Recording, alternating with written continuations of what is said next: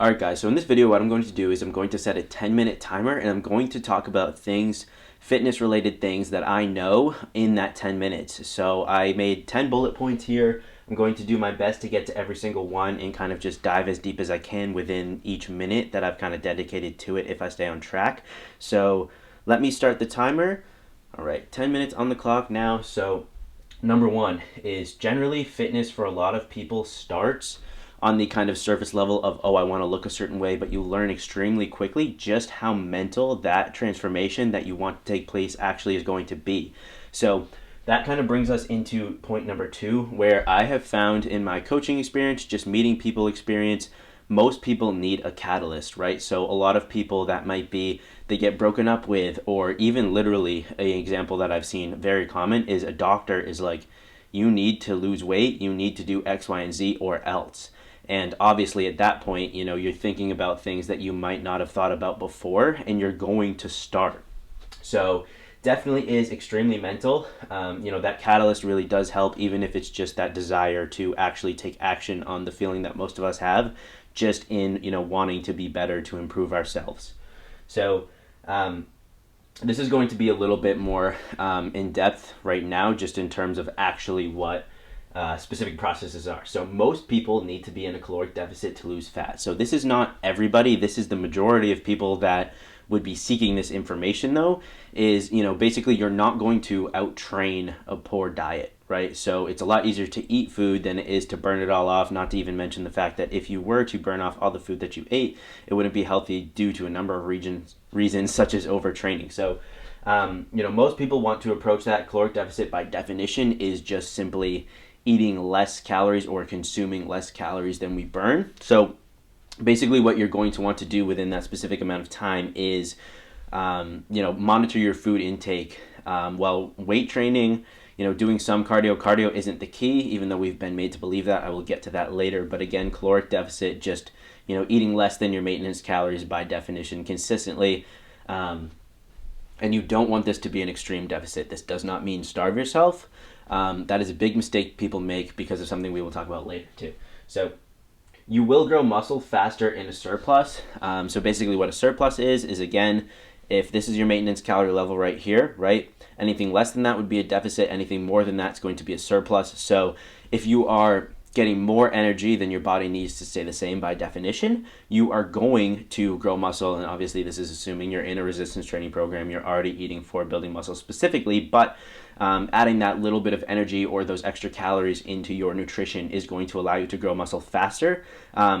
Typically this is referred to as bulking, and typically a caloric deficit is referred to as cutting, kind of within the bodybuilding fitness community. But what you want to be mindful of here is not just eating everything in sight. That's not what that means. That's a dirty bulk by definition, because when you do grow muscle, naturally you are going to put on some fat at the same time. The severity of the surplus is going to indicate just how much in most cases. So it's definitely favorable not to do that. So progressive overload, and I put life there too, just because I think metaphorically this lines up very well with life in general. So progressive overload, consistently doing more.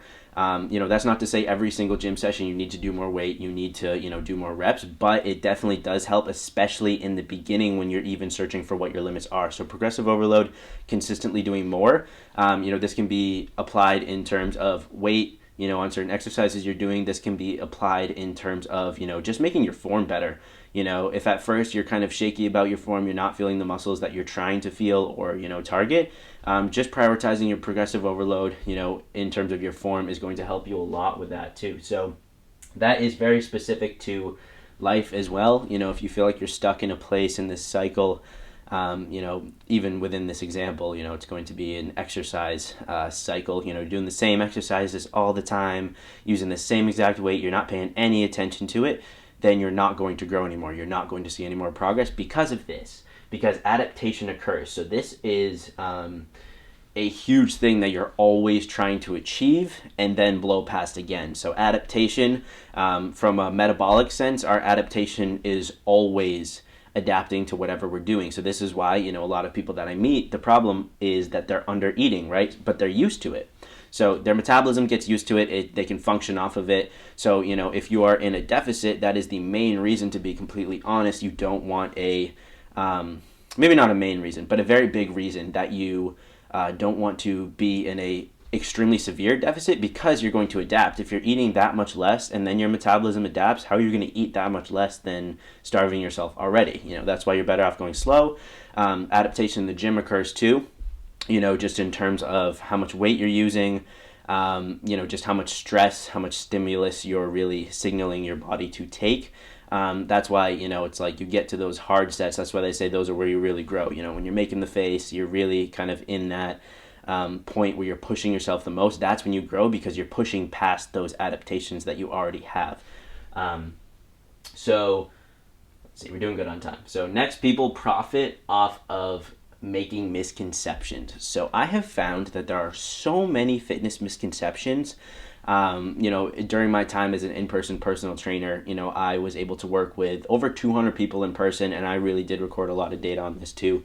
And just how many misconceptions people had in general. Those were largely lifestyle factors as to why they weren't making progress initially, which is why they had to seek me out anyways. But, things like carbs are bad, right? There's always these cycles, these things, and people profit off of them because they're like, oh, I have this program where, carbs are the enemy, so you're not going to eat any. No, it just goes down to the caloric deficit again. If you have a large carb intake, cutting those out is naturally going to put you in a caloric deficit anyways. So carbs are not bad. Your body wants to use them as energy first. Not saying go crazy on them, but I'm not saying stay away from them. Definitely not a reason to not start your fitness journey or continue. So things like sit-ups, generally speaking, I am not against training the core at all, but most people, we have that misconception, myself included when I first got into fitness, that you are going to, just sit up, crunch your way into a six-pack. That is not going to happen if your body fat percentage is too high. I remember learning that, going through programs for myself, and just realizing how much nutrition plays a key factor in, getting abs, that generally desirable physique that most people describe. Other fitness misconceptions, this is a great one. Lifting heavy weight makes you bulky, and, you're going to want to do a ton of light reps in order to get toned. That's not true at all. Generally, I think where most of this comes from is the typical powerlifting type of physique that you see, or just strong men. They're generally much bulkier, so you're used to seeing bigger, bulkier guys lifting heavy weights, but that's not what makes them that way. It's their caloric intake the majority of the time.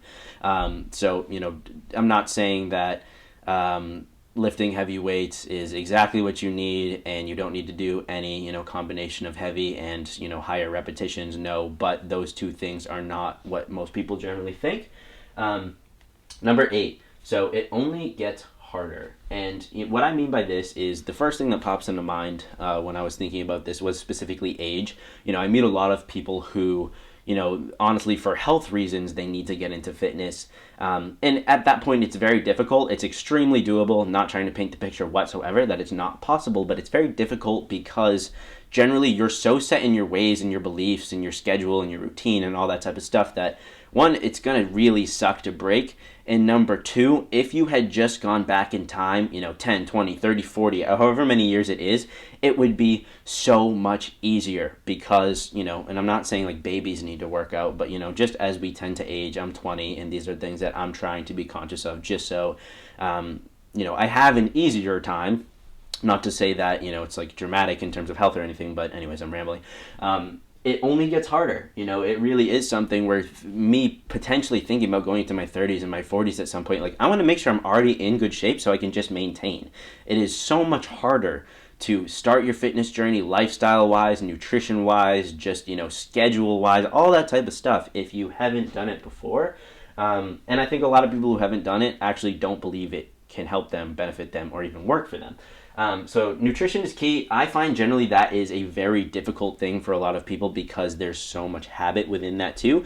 Kind of going back to what I was talking about earlier, just in terms of like, you really can't out-train that poor diet, right? You're not going to be able to do more, and you actually, like, you can't do more because you're going to be overtraining and you're going to get hurt too at the same time. So nutrition's the hardest. That's definitely something that even if you're training perfectly, going to the gym, not 7 days a week because you don't want to do that, but let's say 5 or 6 days a week, really consistently, always challenging yourself, but you're eating really poorly, you are not going to make progress the way that you think. And 10, no shortcuts. There are no shortcuts to it. There are no magic pills. There are none of those supplements, that type of stuff out there that you can just sit on your ass and do absolutely nothing with. It doesn't work like that. There are things that can add value to your already really good resistance training program, your already pretty good nutrition program and that type of stuff. I'm not saying supplements don't have a place and a time, but you're definitely not going to see the benefits that you want just from supplementation. Just like anything else in life, if it seems too good to be true, probably is. And 3, 2, 1, all set. All right, so that's what I had. If you have any questions, I'd be more than happy to talk about these things. As you've seen by this video, I love just rambling about them. The science of fitness is always changing, but these are just some rough topics and thoughts that I had. If you're interested in coaching, Body Math Fitness on Instagram, shoot me a DM. I'd love to talk to you about your specific goals and get you started on your journey to success.